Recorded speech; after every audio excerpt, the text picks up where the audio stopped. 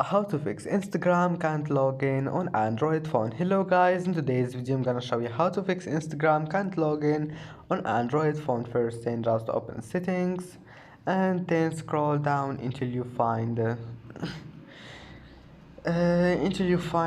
this one here, apps, and then click apps again and go to Instagram. Now just go to data usage and now enable all of those here. You will find it like that. Just enable them and go back. Now go to permissions and enable all of those. Now go back again and go to storage and then just click clear cache and then go back and now go to system and updates, and here we'll find data and time, and just click this one, set automatically, click on it and then just go back and try again and your problem must be fixed. And that's it for today's video. Don't forget like and subscribe and see you in the next video.